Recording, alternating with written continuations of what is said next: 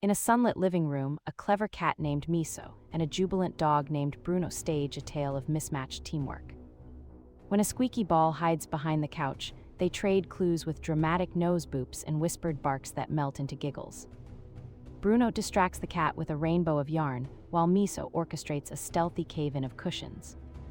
Their plan backfires charmingly as a cascade of cushions becomes a fluffy fortress, guarding the snack stash from pretend dragons. In the end, they share the snack, paw to paw, hearts full of whiskered thanks.